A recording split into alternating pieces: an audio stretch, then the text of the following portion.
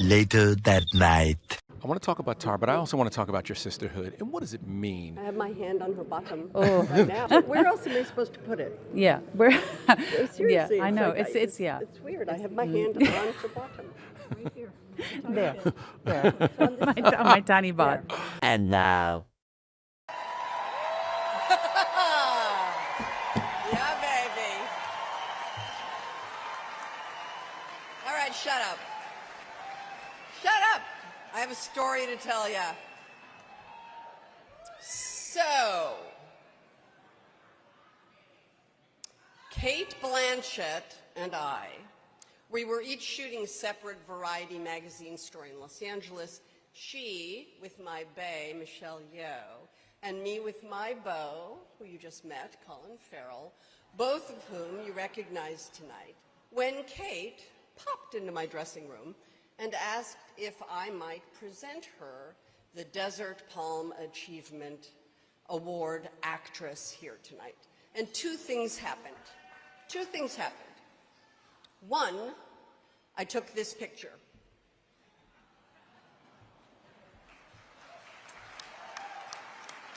And two, I agreed, but I made it conditional that we drive together, which immediately became an achievement competition of its own, as she claims to be a great driver. And I had to remind her that I am born and raised in the fucking city of angels, and that driving is one of my fucking top 3. I've driven to Pалм-Спрингс and back, high and not high, and I've gone to Hadley's and had a date shake 1 billion times. And so, although I'm sure there are many, many things that Kate Blаншетт can say about herself, and she may be under some delusion that her top 3 includes driving, I will beg loudly to differ. So we met, Kate and I, in Hungary on the future trip bonkers movie that hasn't been released yet called Borderlands, where we were all separated by masks and Mylar sheets and long hallways as we were right in the middle of COVID in a deserted Budapest. Now, the first day working together in the frigid beer tunnels that run underneath the city, we were walking back to our individual little warming tents when I shouted at her to stop moving as she had landed in beautiful light in front of a scrim and was in silhouette. And as any award recipient worth her salt, she didn't move a muscle while I ran back to my warming tent and grabbed my phone and I made that image of her.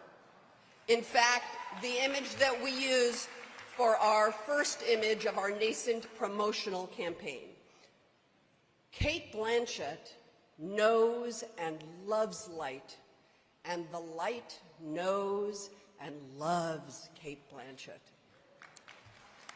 But what she is most famous for are motion pictures, which require movement and expression and emotion. And with Kate Blаншetт, there is a kaleidoscopic internal drive mechanism that makes her such a compelling performer.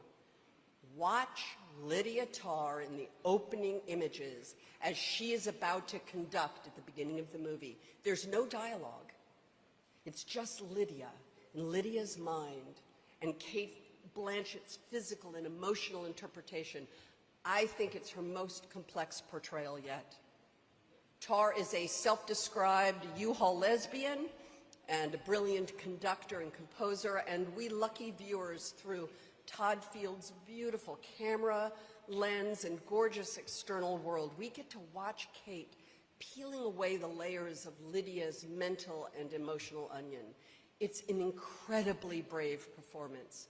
It's unflinching and shocking and riveting and so sad. And like all of Kate's work, it's a revelation of the complexities and contradictions of the human condition. Now, the award bestowed upon Kate this evening is for but one of a lifetime of experimentation and excavations in a prolific set of human portraits she's given us in 95 films, television, and theater portrayals. So she was preparing Tar while we were working on this video game adaptation, Borderlands, in Budapest. And she's with snarky one-liners and guns ablazing. You know, her Lilith is a rogue outlaw with flaming red hair and a swagger that would make Captain Jack Sparrow blush.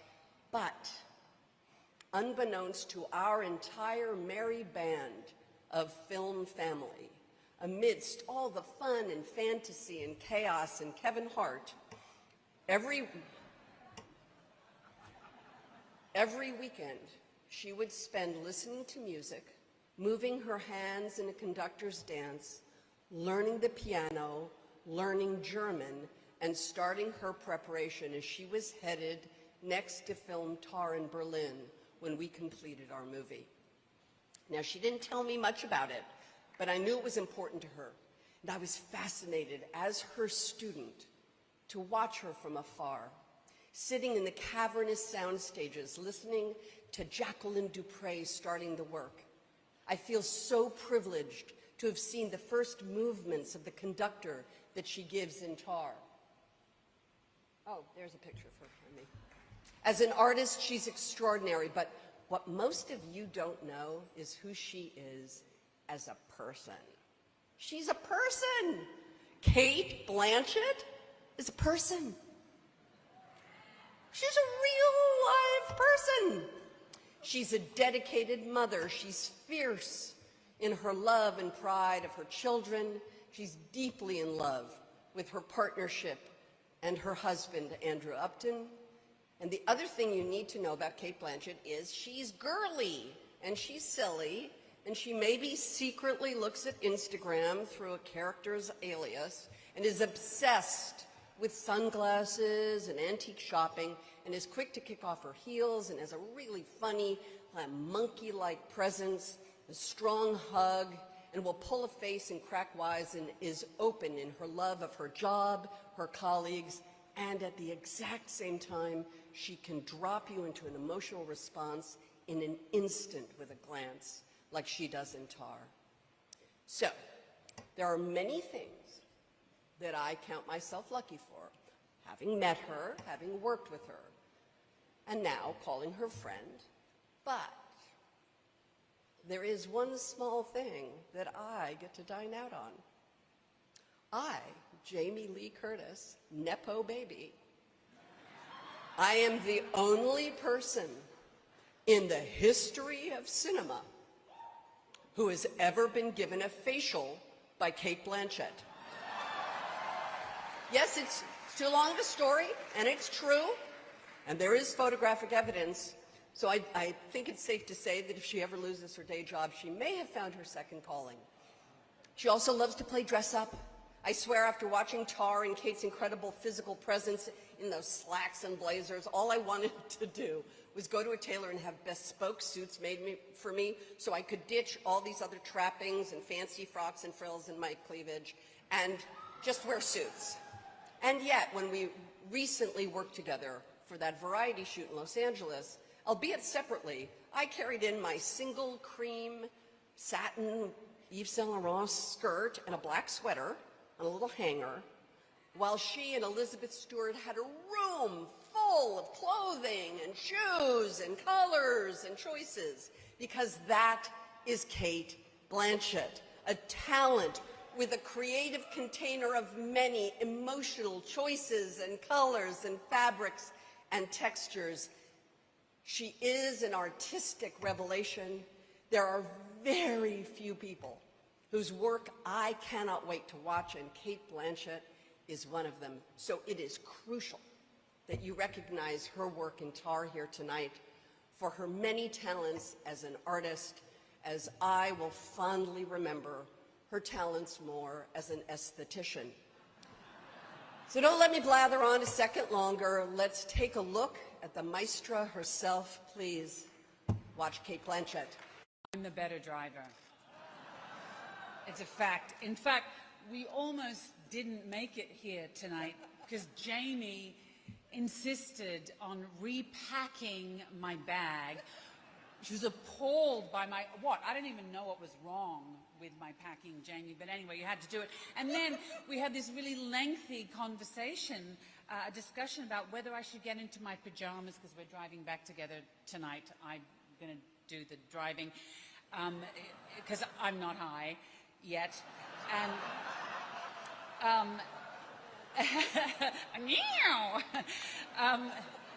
or, you know, whether I should wear pajamas or clothes. Meanwhile, she's telling me this about what I should wear, and she comes out in her bra and knickers. That is why we nearly missed tonight's event. But thank you so much, Jamie, for making the trek, and thank you so much to Palm-Springs for having me here. It's an incredible honor. You know, Best Actress, yes, it is an incredible honor.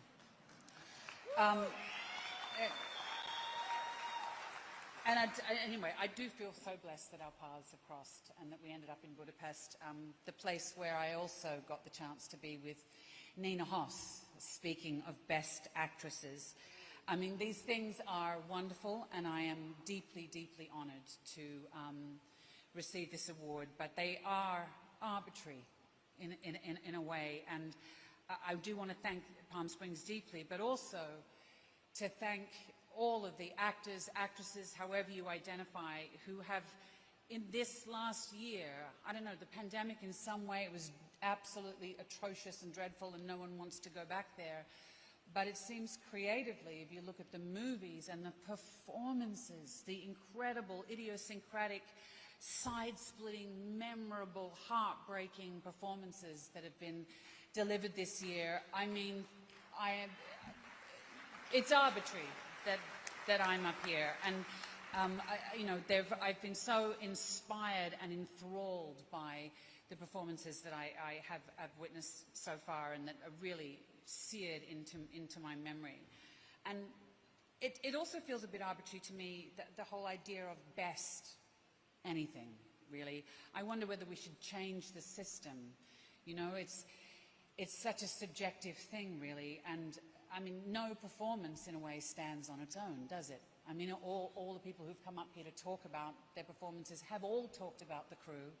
They've all talked about the other people that they work with. They've all talked about this symbiotic dance that you have the great good fortune, and it's rare, that you have with a director, and that is where the performance is born. Because to me, it's maybe it's coming from the theatre, but I always see a performance as being a conversation. Even if you're in close-up, you're in dialogue, not only with the script and the larger ideas that are at play, but with the other actors, with the camera operator, you know, and ultimately with the editor. And we had Monica Willie, so we were very blessed there. But I was in the hands, and I knew from the very first conversation, I knew 10 years ago when I met Todd Field, that I was in the hands of a master. And he threw down the gauntlet with this extraordinary screenplay. But he is a filmmaker extraordinaire, because then he used this screenplay as a conversational gambit and was so alive to everybody's contributions. I have never worked with a collaborator like Todd. And he took this complex, ambiguous beast of a film, and he wrestled it to the ground every single day with good humor and with such an extraordinary collegiate spirit. And he demands the utmost of himself. He's one of the most rigorous artists I have ever met and had the great good fortune to work with. And he quietly insists that we all do the same. Every single person on the set, not just those in front of the camera. And I know how much it costs you to do that, Todd, and maybe that's why you haven't left the barn for so long to make another movie. But I am eternally grateful to have been invited on this wild and life-changing ride. And the other thing, of course, I mentioned is the actors. And one of them is here tonight, and that is Nina Hoss. And I think often we focus on the actors who have the most screen time, and my character was certainly hungry for attention, so she occupies a lot of time on screen. But Nina provided every single day a masterclass in the quality of listening that she has provided throughout her entire career, but has reached some extraordinary zenith in this film. And Nina, I've said it before and I'll say it again, you are the actress I want to be, and I've so longed to work with you, and it was such a pleasure and a privilege to work with you on this, and it's not the first time. And I also wanted to thank the talented, incredibly talented people who gave, I mean, Colin was, talking about preparation. Everyone's talking about preparation. No one wants to see an actor's homework on screen. But obviously, when your character is described as a maestro in the first seconds of the film, you know you have a lot of work to do. And Emishe Virag, my piano teacher, who I played with, 2-3 times a week, and showed me the academy and took me to all of Mahler's haunts in Budapest. I'm eternally grateful to her. And to Franziska Roth, who teaches opera singers to speak German, who understood the métier in which we were all working, who was brilliant, and my dear friend Natalie, who was my conducting coach, who was teaching me on Zoom. Ilya Musin, I mean, my God, the masterclasses that we can all, the things that we can learn on the internet. But so even though he's passed away, I had masterclasses with Ilya Musin online. And perhaps one of the things I'm most grateful for is I have 4 glorious children, the love of my life, but they are fucking noisy. And I used to be freewheeling in the car, and I'd put on music, and music has left my life. And silence has been my go-to place for the last 21 years. So for music to come back into my life, and for it to come back in via Hilda Grunadottir, who the extraordinary score and the absence of score, that she provided us, but also for it to come back in with Mahler and Alma Mahler, was a gift that will just keep on giving. Because I suppose it's like when you play those great roles on stage, when you play Blanche Dubois, when you play Medea, you become bigger. It's like the Grinch. Your heart grows bigger. You're more. You have a I'm a Grinch pretty much every day at 5 a.m.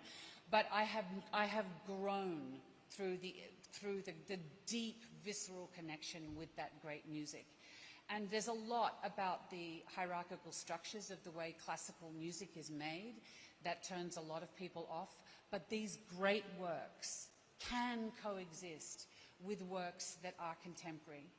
And that just because a dead white male composer has composed it, I have read Moby Dick, and I have imagined myself into that novel.